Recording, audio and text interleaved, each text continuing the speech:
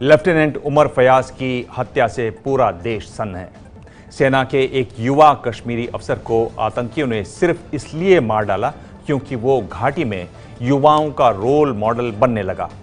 ABP news आज उस Rajputana rifles के रेजिमेंटल सेंटर पहुंचा जहां उमर ने ट्रेनिंग ली और एबीपी न्यूज ने ये जानने की कोशिश की कि कश्मीर का ये युवा कैसे घाटी के लिए उम्मीद की किरण बना।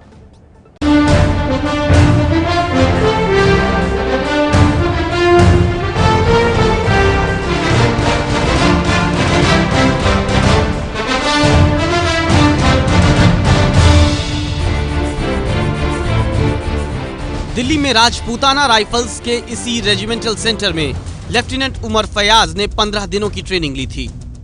जिन्होंने भी ये कार्रवाई की है, आने वाले समय में इंडियन आर्मी उनके खिलाफ पूरी कार्रवाई करेगी और जिस अंजाम पे उनको पहुंचाना चाहिए उसी अंजाम पे उनको पहुंचाएगी। उमर आखिर कश्मीरियों के रोल मॉडल कैसे बने, इस बारे में उन्हें ट्रेनिंग देने वाले अधिकारी बताते हैं। एक लाइवली नेचर के एक ऑफिसर थे जिनके चेहरे पे हमेशा स्माइल रहती थी।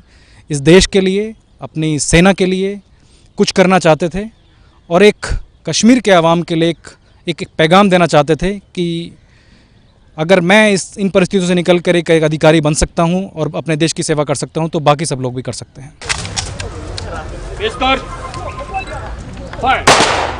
मंगलवार देर रात आतंकियों ने उमर फयाज को अगवा करके मार डाला था।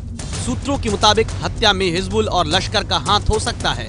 उमर को सिखाने वाले मेजर अवधेश बताते हैं उनकी तरक्की आतंकियों के लिए डर बन गई थी।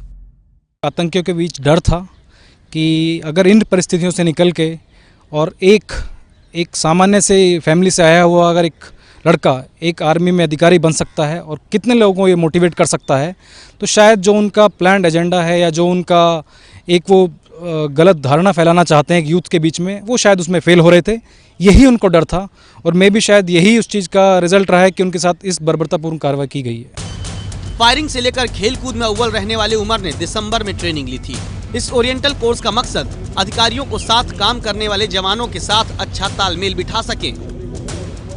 उनका व्यवहार था अपने सीनियर्स और अपने जूनियर्स दोनों के साथ, वो बहुत ही अच्छा था और वो दर्शाता था कि वो एक हैप्पी गो लकी टाइप के आदमी है, चेयरफुल आदमी है। राजपुताना राइफल्स जो 2 राजरिफ जिसके थे वो अधिकारी थे, उनका तो बहुत पुराना इतिहास और बहुत वीरतापूर्ण इतिहास रहा है और उसी का ये सामने हम लोग अगर देख रहे हैं तो युद्ध स्मारक है, राजपुताना राइफल्स रेजिमेंटल सेंटर में है।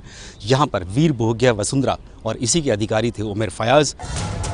पहली बार ऐसा हुआ है कि कश्मीर घाटी में ही अपने घर लौटे किसी बड़े अधिकारी की इस तरह आतंकियों ने हत्या कर दी। ये कोई पहली बार नहीं था कि लेफ्टिनेंट उमर फयाज अपने घर छुट्टी पर गए थे। इससे पहले एनडीए और आईएमए की ट्रेनिंग के दौरान भी वो कश्मीर में अपने घर छुट्टी पर जा चुके थे, लेकिन इस बार उन्होंने सीओबी यानी कि कंपनी ऑपरेटिंग बेस को अपने आने की इत्तला नहीं की थी। यही वजह है कि अब सेना ने अपने सैनिकों को एडवाइजरी जारी की है कि जो भी सैनिक अपने घर कश्मीर में छुट्टी के लिए जा रहे हैं वो सबसे पहले सीओबी यानी कि कंपनी ऑपरेटिंग बेस को अपने आने की इत्तला करेंगे। कश्मीर घाटी में सीओबी यानी कंपनी ऑपरेटिंग बेस बना है जो छुट्टी पर घाटी में आए जवानों की सुरक्षा करता है। हर सीओबी में 60 जवान और अधिकारी होते हैं। सीओबी जवान से मोबाइल फोन नंबर एक्सचेंज कर लेते हैं ताकि जरूरत पड़ने पर संपर्क साधा जाए। किसी भी इमरजेंसी से निपटने के लिए सीओबी हमेशा तैयार रहती है। इस बार सीओबी को उमर ने नहीं बताया और ये चूक उनकी जिंदगी पर भारी पड़ गई। दिल्ली से नीरज राजपूत की रिपोर्ट। ये है एबीपी न्यूज, आपको रखे आगे।